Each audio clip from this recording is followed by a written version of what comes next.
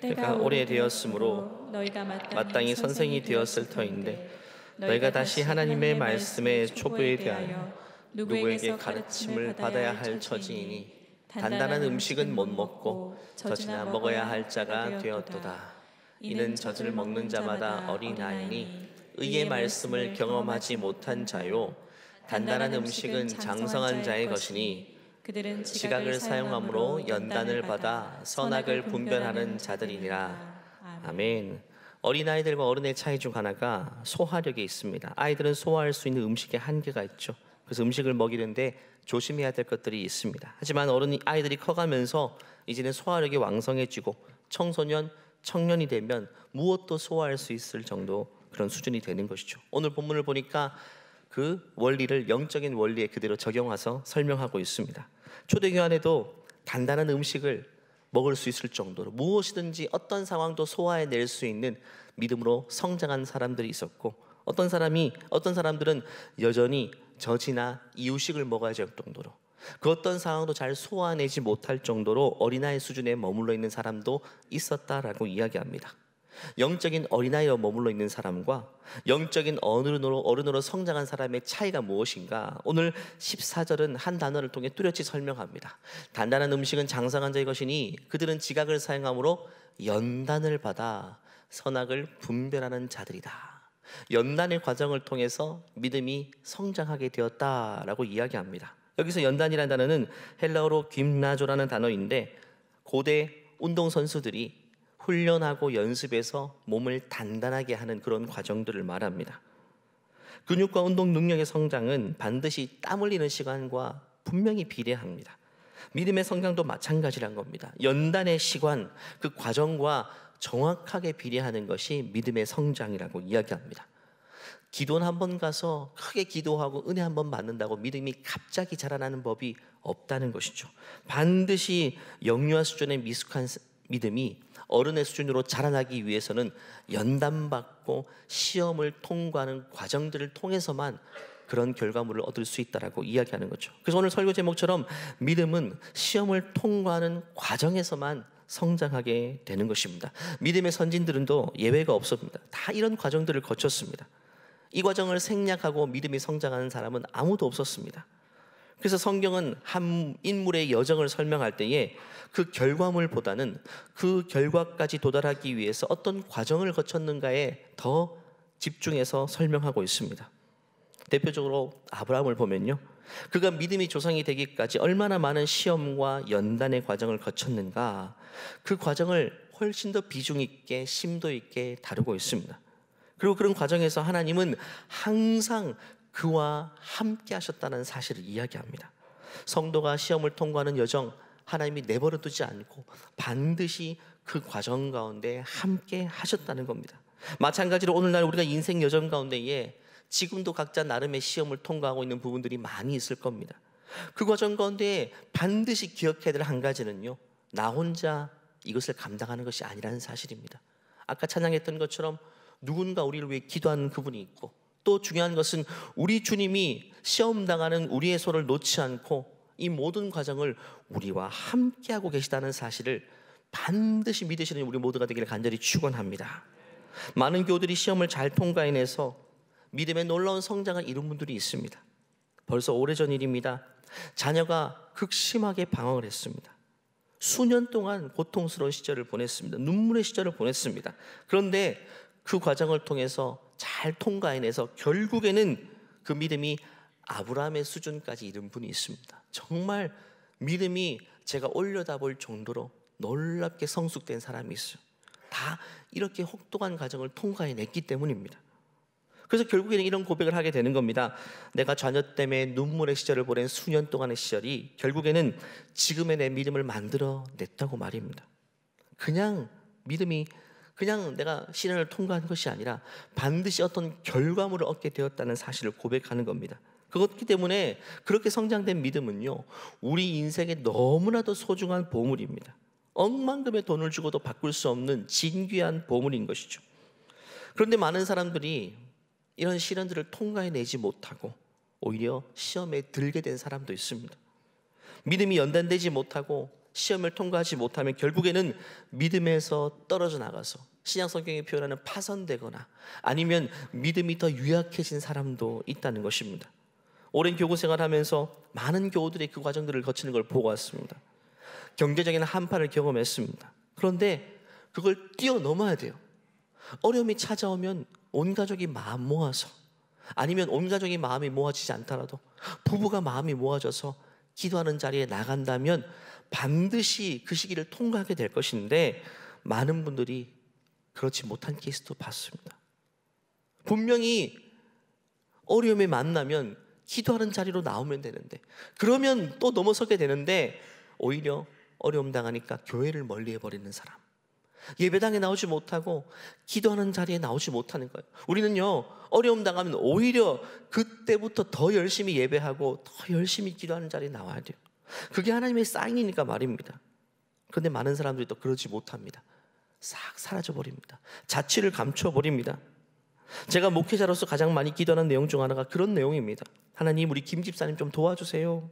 지금 자녀 때문에 오랜 세월 지금 정말 눈물의 세월을 보내고 있는데 결국에는 이 믿음의 시험을 잘 통과해내서 아브라함처럼 그 가정의 믿음의 조상으로 우뚝 서게 도와주세요. 하나님, 우리 박 집사님 정말 건강으로 인해 어려운 시기를 보내고 있는데 기도하며 잘 연단받아서 결국에는 몸과 마음이 다 회복되어 믿음의 진보를 이루게 하여 주시옵소서. 목회자로서 눈 감으면 떠오르는 사람이 그런 시험을 통과하고 있는 분들에 관한 내용입니다. 과거에 저희 외할머니께서 늘 기도하셨는데 제게 주신 말씀이 생생하게 기억납니다. 할머니는 뭘 위해서 그렇게 기도하나요?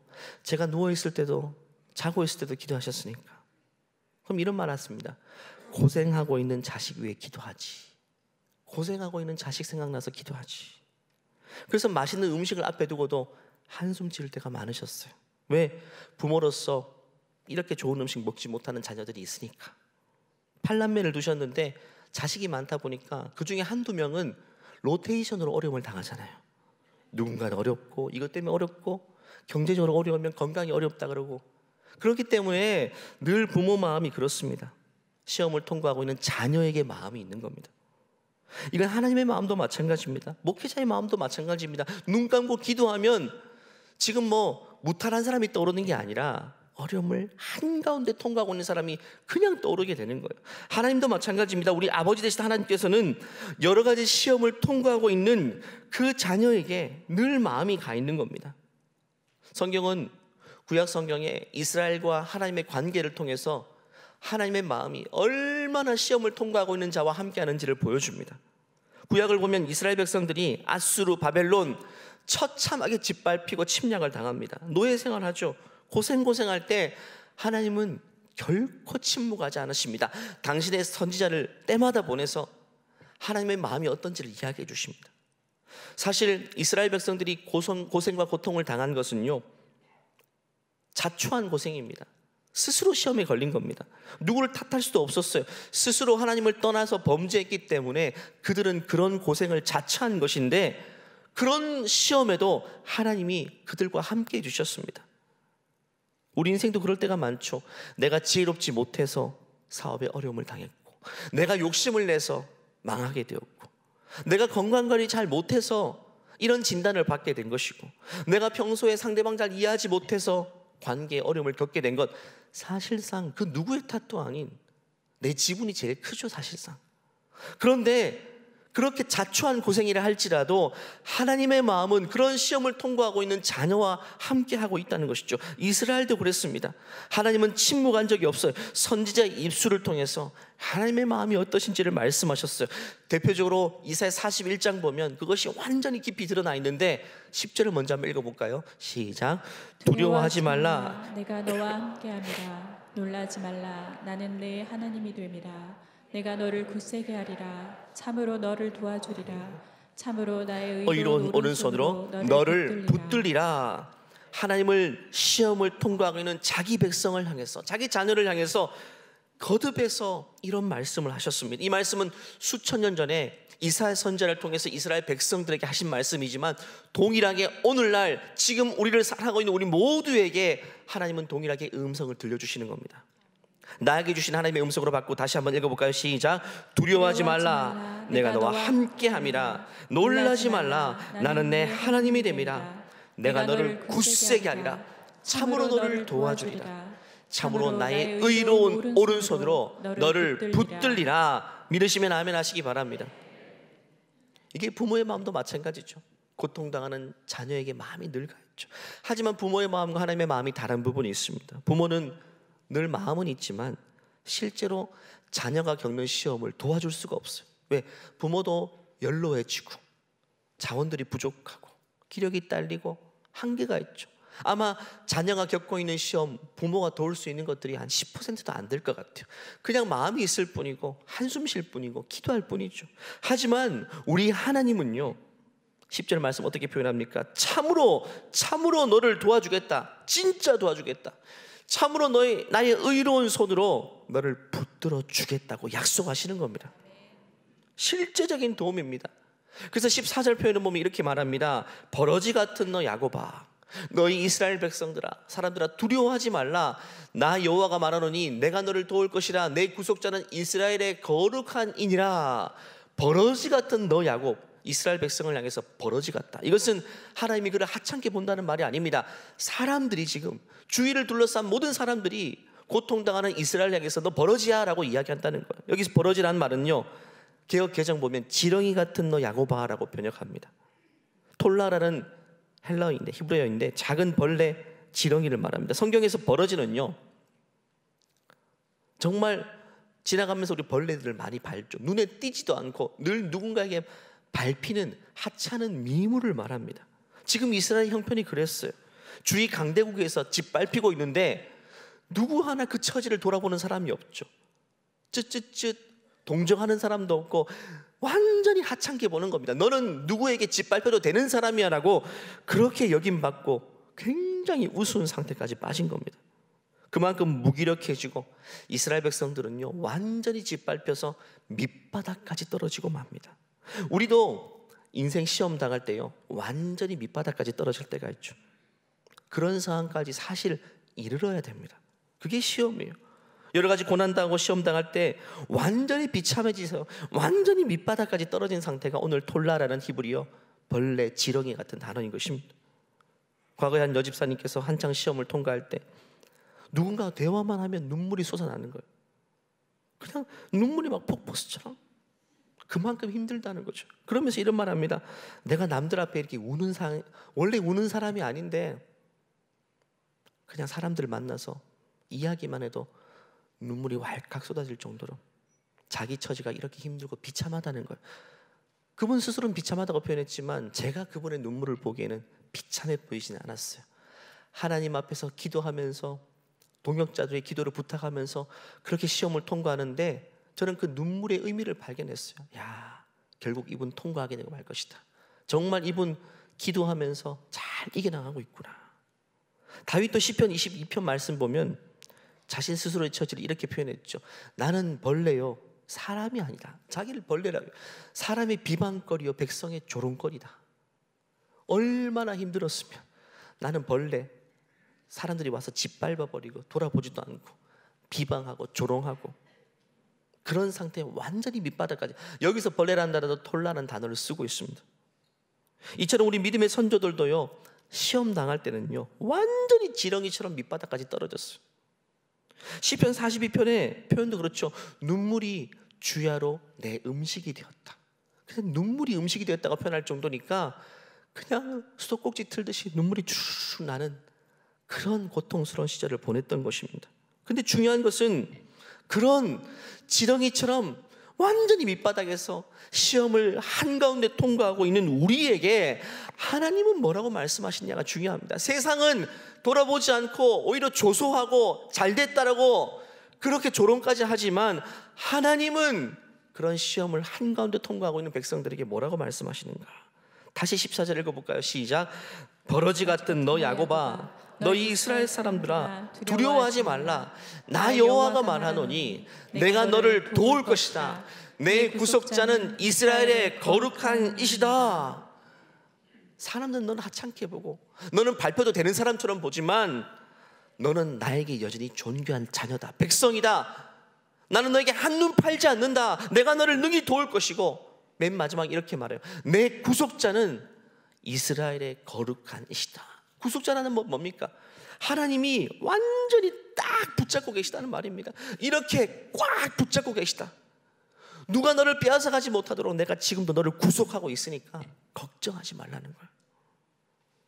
표면적으로 보기에는요, 이스라엘 백성들을 구속하고 있는 세력이요, 아수르이고 바벨론이고 폭군과 같은 사람들이 그들을 딱 붙잡고 있는 것처럼 보이지만 실제적으로는 아니었어요.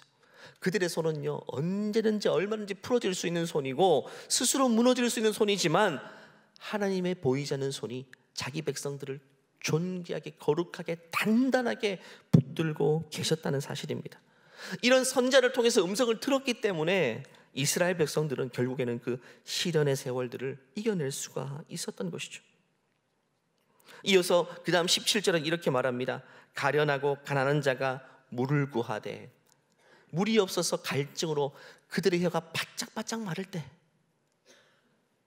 진짜 입에서 단내가 날 정도로 바짝바짝 타들어갈 정도로 그 마를 때에 나 여호와가 그들에게 응답하겠고 나 이스라엘 하나님이 그들을 버리지 아니할 것이다.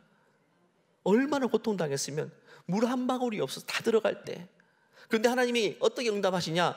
너무너무 갈증 났을 때 물 한 방울 떨어뜨려주고 비 한 방울 내려주고 이 정도일까요? 아니란 겁니다. 우리 아버지 되신 하나님은요, 시험을 통과하고 있는 우리를 어떻게 도우시는가? 18절 말씀 볼까요? 시작. 내가 헐벗은 산에 강을 내며 골짜기 가운데 샘이 나게 할 것이며 광야가 못이 되게 하며 마른 땅이 샘 근원이 되게 할 것이다. 산으로 강을 만들어내버리고 사막에 물이 막 용천수처럼 솟구쳐 오르게 만들고 겨우 한 방울 두 방울이 아니라 배부르게 먹게 하시고 샘 근원이 되게 하셔서 너만 먹을 뿐만 아니라 너 주위를 다 먹일 정도로 다 모든 걸 적실 정도로 하나님은 넉넉하게 도울 것이라고 말씀하십니다. 결국 여러분, 우리가 시험 당할 때 해야 될 거 한 가지밖에 없어요. 어린 아기들이 배고프면 울죠. 기저귀 불편하면 갈아달라고 울죠. 표현은 똑같습니다. 우는 것밖에 없지만 그 내용은 달라요. 아파서 울고, 불편해서 울고, 배고파서 울고, 졸려서 울고. 우리도 여러 가지 각종 시험의 종류가 다양하지만 그냥 똑같은 표현입니다. 울면 돼요. 하나님 앞에서 우는 자가 존귀 여김 받는 것입니다. 울려요. 여러분, 지금 울면 나중에 웃게 될 것이고, 지금 울어야 될 때 울지 않고 웃고 다니면요, 나중에 진짜 지독하게 울 일이 찾아오게 될 거예요. 우리가 고난을 통과하고 있습니까? 시련을 통과하고 있습니까? 울어야 될 때입니다. 하나님 아버지 앞에 나와서 주여 주여 아버지 아버지 눈물로 기도하고 아버지를 부른다면 결국에는 아버지의 보이지 않는 손이 우리를 이끌어 주실 것입니다. 중요한 것은요, 그런 과정을 거치면서 우리 믿음이 자라나게 된다는 거예요. 저도 수시로 아버지 도와주세요, 아버지 도와주세요 늘 이렇게 말해요. 속으로 말하지 않고요. 제가 여러 차례 말씀드렸죠. 운전하면서 아버지 도와주세요 하면 옆에 있는 아내가 도대체 뭘 도와달란 말이냐고. 그럼 제가 이렇게, 당신이 도울 수 있는 일이 아니라고. 우리 애들도 집에서 그렇게 말하면 아빠 도대체 뭘 도와줄까요? 네가 도울 수 있는 게 아니라고. 우리 인생 살다 보면 누가 도와줄 수 없는 일들이 훨씬 많지 않습니까? 눈만 뜨면 숨 쉬듯이 찾아오는 고통과 어려움과 시련과 시험거리들이 많은데 그때마다 다 사람 도움 받겠습니까? 아니요, 여러분. 아버지 도와주세요, 아버지 도와주세요, 오늘도 도와주세요, 지금도 도와주세요. 그런 여정을 거쳐서 결국에는요, 우리 믿음이 자라나게 된다는 겁니다. 문제가 해결되고 고통이 사라지는 것보다 더 중요한 축복이 뭐냐 하면 우리 믿음이 그런 과정 가운데 자라나게 된다는 거예요. 이것보다 소중한 건 없습니다.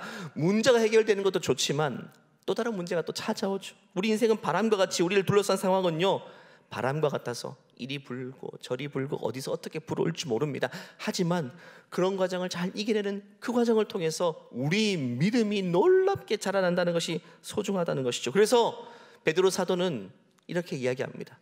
그렇게 성장한 믿음이 얼마나 보물 같은지 이렇게 표현해요. 그러므로 너희가 이제 여러 가지 시험으로 말미암아 잠깐 근심하게 되지 않을 수 없으나 오히려 크게 기뻐하는도다. 시험이 찾아오면 친구 찾았다고 생각하고 기뻐 맞이하세요. 왜? 잠깐이죠. 시험은 잠깐이지만 믿음의 성장은 영원하니까. 7절 보니까 너희 믿음의 확실함은 불로 연단하여도 없어질 금보다 더 귀하다. 고대시대 때 금이 제일 진귀한데 그 금보다 훨씬 더 귀한 게 뭐냐 하면 시험을 통과하고 난 뒤 찾아오는 믿음의 성장이란 겁니다.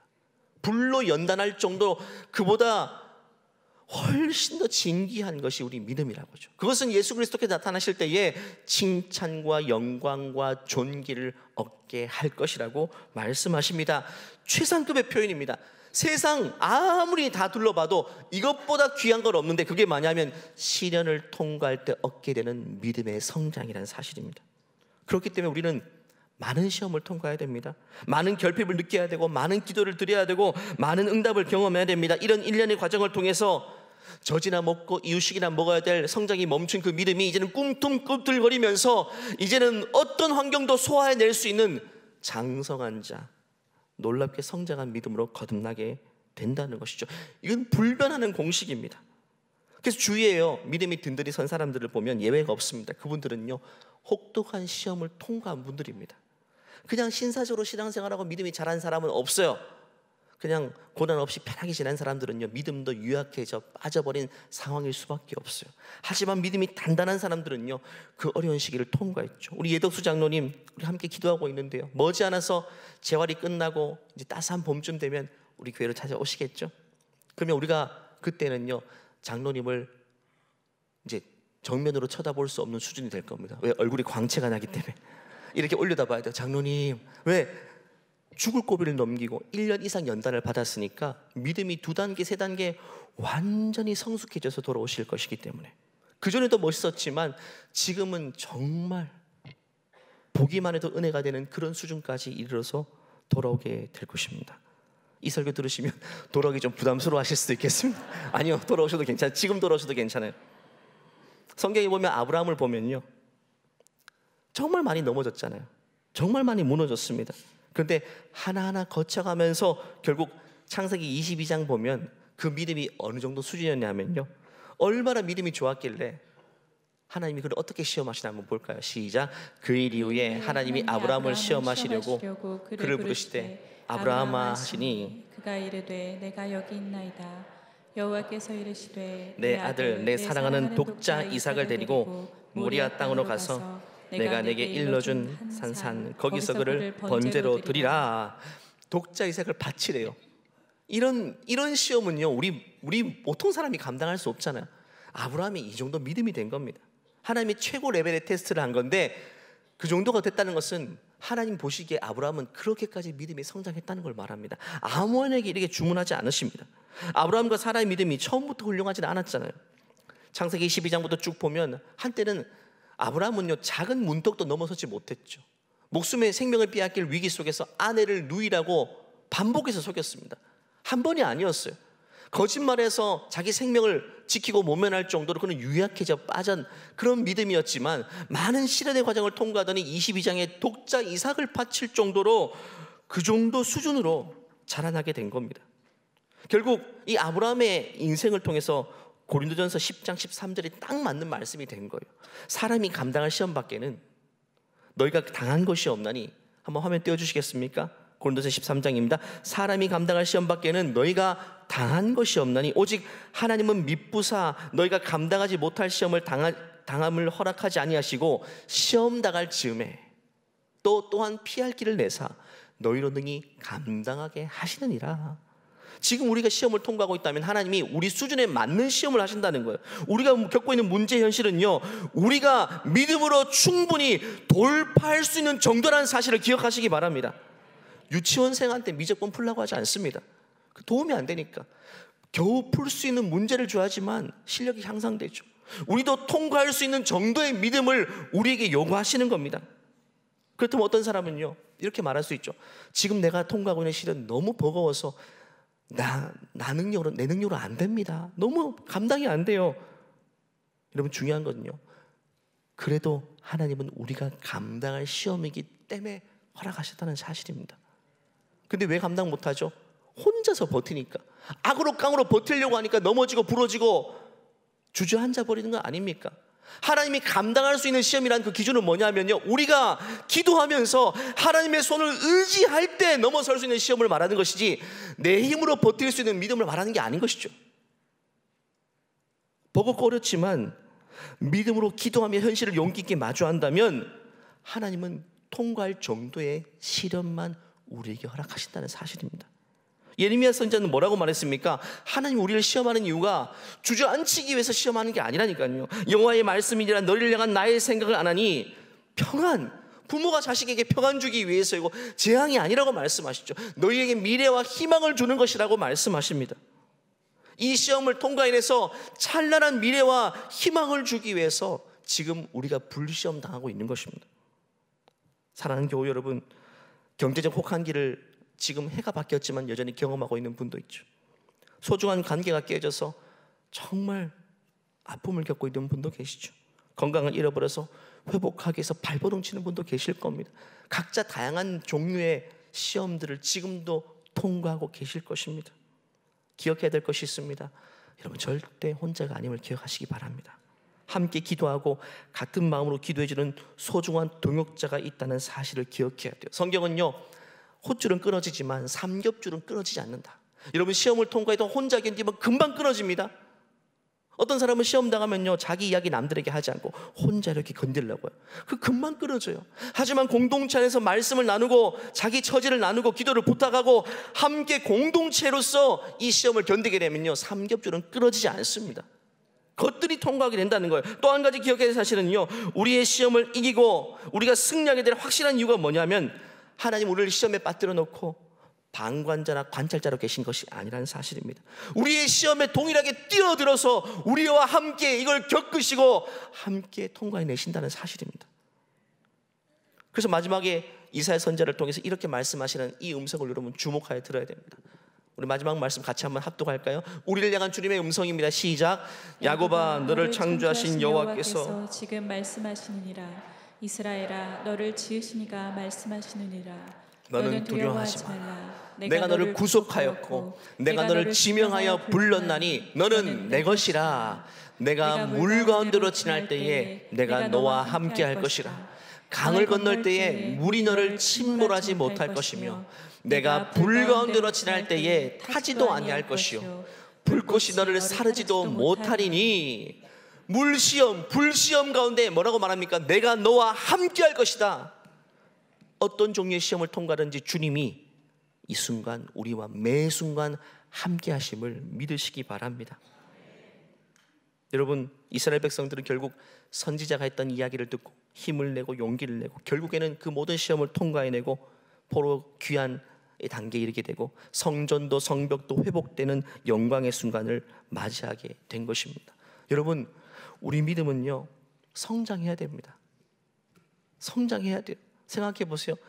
부모가 되었고 이제는 손주를 보는 할머니 할아버지가 되었는데 내 믿음의 수준은 겨우 어린아이입니다. 손을 빨고 있는 믿음이에요. 할머니 할아버지가 되었으면 이제는 믿음의 조상으로서 손주에게 영적인 유산을 물려줄 정도가 돼야 되는데 오히려 자녀보다, 오히려 커가오는 손주보다 믿음이 못하고 유약해지면 여러분, 그건 정말 불행한 것입니다. 하나님은 우리의 믿음이 그 수준에 맞게 성장하기를 원하신다는 거예요. 그렇게 성장하기 위해서는 반드시 하나님 말씀을 들어야 돼요. 선지자가 이스라엘 백성들을 향해서 말씀으로 격려했던 것처럼 이 시간 우리가 옆에 계신 서로를 향해서, 지체들을 향해서 하나님의 음성이 되어서 이 시간 서로 격려하고 말씀을 마무리하기를 원하는데요, 이 시간 옆에 좌우를 보시면서 하나님은 매 순간 형제님과 자매님과 함께 하실 것입니다. 인사 나눌까요? 또 한 번입니다. 형제님, 자매님은 시험을 통과해내고 승리할 것입니다. 예, 우리 1부 때도 그랬는데 보니까 이렇게 말씀하시는, 속상하네요. 제가 말씀드렸죠. 선지자를 통해, 선지자들, 하나님이 선지자를 통해 말씀을 부탁할 때 선지자가 백성들 앞에서 이렇게 하진 않았어요. 또박또박 하나님의 마음을 가지고 선포했죠. 그래서 말씀이 능력이 되고 영혼들을 살린 겁니다. 한 번 더 옆에 주시고 격려하겠습니다. 형제님, 자매님은 시험을 통과해내고 승리할 것입니다. 시험을 통과하고 승리할 것입니다. 시험을 통과하고 반드시 승리할 것입니다. 말씀을 마무리하겠습니다. 아브라함도 창세기 15장 보면 넘어지고 준자였을 때 하나님은 아브라함에게 말씀하셨어요. 두려워하지 말라. 내가 너의 방패고 지극히 큰 상급이다. 아브라함이 아이가 없어서 주저앉았을 때 또 이렇게 말씀하세요. 텐트 밖으로 그 집 안에서 하늘을 보라, 무별을 보라. 내 자식이, 내 자손들이 이 별과 같이 될 것이라고 말씀하셨어요. 결국 넘어질 때마다 말씀을 들었기 때문에 그 시험을 통과할 수 있었어요. 우리도 마찬가지입니다. 말씀을 붙잡지 않으면 우리가 이길 수 있는 것이 아무것도 없어요. 그래서 다시금 마지막으로 강조합니다. 기승전 제자반, 기승전 성경 통독, 성경 개요입니다. 이 두 용지를 고 제가 1층에 서 있을 겁니다. 더 이상 미루지 마세요. 말씀과 함께 해야 됩니다. 어떤 분들은 내가 겪는 이 시험을 다 통과하고 말씀 배우겠습니다. 아닙니다, 여러분. 작년에도 그런 간증 많이 들었어요. 혼자서 막 시험 당할 때에 제자반 또 동역자들 함께 말씀을 배우면서 결국 어려운 터널을 통과해낸 분들이 태반입니다, 여러분. 어려울수록 더 말씀 앞에 나오셔야 돼요. 더 이상 망설이지 마시고 여러분 용기 있게 하나님 말씀 가까이 나올 수 있는, 말씀을 배울 수 있는 자리에 신청하시는 여러분 되시기를 바랍니다. 기도할까요? 이 시간 다 같이 일어나시겠습니다. 지금 우리 개인과 가정에게 주어진 시험은 어떤 것입니까? 무엇으로 연단받고 있으며 무엇 때문에 시련 겪고 있습니까? 하나님, 우리가 감당할 시험만 허락하신다고 말씀하셨고 또 능히 그 시험을 감당케 하실 것이라고 말씀하셨어요. 하나님, 결국 방관자라 감독자로 계시지 않고 우리가 겪는 모든 시험 상황에 함께 하시고 그 일을 함께 겪으신다고 말씀하십니다. 이 시간 기도할 때 하나님 말씀하여 주시옵소서. 그 말씀 붙잡고 내게 주어진 이 문제 현실을 능히 감당케 하여 주시옵소서. 이 시험을 잘 통과하여 연단받아 금보다 귀한 믿음의 성장을 이룰 수 있도록 나와 우리 가정을 축복하여 달라고 주여 외치고 기도합니다. 주여, 하나님 아버지, 주님 앞에 울며 하나님 아버지 기도함으로 시험을 통과하게 도와주세요. 주님 말씀을 붙잡고 시험을 통과하게 도와주시고 말씀을 놓지 않게 도와주세요. 하나님 아버지, 약속의 말씀을 붙잡고 눈물의 기도를 통해서 하나님 어떤 터널을 통과해낼 수 있도록 도와주시옵소서. 우리 각자가 겪고 있는 많은 문제 현실 가운데 하나님 기도자가 하나님 능력으로 우리에게 함께해 주시기를 원합니다. 우리의 붙잡고 되시길 감사합니다. 주님의 약속을 의심치 않게 해주시옵소서. 하나님 아버지, 우리 각자가 겪고 있는 많은 문제 현실, 우리가 통과하고 있는 시험 상황 가운데에 길을 잃지 않게 도와주세요. 주저앉지 않게 도와주세요. 약속의 말씀을 붙들게 하여 주시옵소서. 기도의 눈물로써 이 시련을 통과하게 도와주시고 결국에는 어두운 터널을 잘 통과해서 믿음의 금보다 귀한 믿음의 성장을 이룰 수 있도록 주님 우리와 함께하여 주시옵소서. 우리를 붙잡아 주시옵소서. 예수님의 이름으로 기도하옵나이다. 아멘. 시험당한 우리와 함께 하시는 주님, 결국에는 승리하게 하신 하나님께 영광의 박수 올려드릴까요? 이 시간 이 찬양 고백함으로 예배를 마치도록 하겠습니다. 내게 허락하신 시련을 통해 나의 믿음 더욱 강하게 자라나고 험한 산과 골짜기 지나는 동안 주께 더 가까이 나를 이끄시네. 내가 겪는 시험이 어렵고 힘겨워도 내 주님보다 크지 않네. 내 앞에 바다가 갈라지지 않으면 주가 나로 바다 위 걷게 하리. 나는 믿네. 주님을 믿고 신뢰하시기 바랍니다. 주의 능력으로 내 삶 새롭게 되리. 나는 믿네. 주의 능력으로 담대히 나가리라. 주와 함께 싸워 승리하리라. 날마다 믿음으로 나 살아가. 날마다 믿음으로, 날마다 믿음으로 나 살아가. 마지막 결단합니다. 날마다 믿음으로 살겠습니다. 날마다 믿음으로 나 살아가리. 우리 마지막 하나님께 영광의 박수 올려드리겠습니다. 하나님, 우리의 믿음의 성장을 이루게 하여 주시옵소서. 주저앉지 않게 도와주시옵소서. 끝까지 완주하게 하여 주시옵소서. 이제는 우리 주 예수 그리스도의 은혜와 우리를 위해 보여주신 그 아들을 보내신 하나님의 놀라운 사랑과 우리 안에 내주하시면서 시험당하는 우리와 늘 함께해 주시는 성령의 교통하심이 그 어떤 순간에도 이기며 통과하며 결국에는 승리하게 소망하며 그 길을 기도함으로 나가는 모든 주의 존귀한 백성 위에 이제로부터 영원토록 함께 하시기를 간절히 축원하옵나이다. 아멘.